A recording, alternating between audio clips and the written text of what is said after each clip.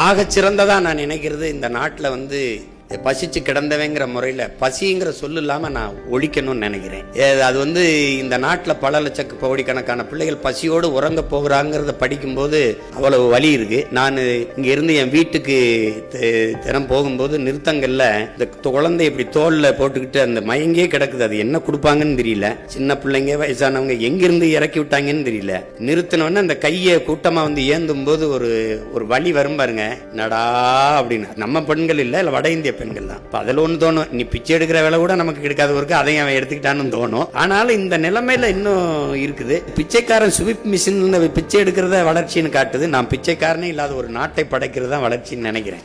அப்போ ரெண்டு இந்த முரண்படுது. என்னுடைய பிள்ளைகளுக்கு கல்வி ஒரு சுமையா இருக்கக்கூடாது, அது ஒரு கனவா போயிடக்கூடாது.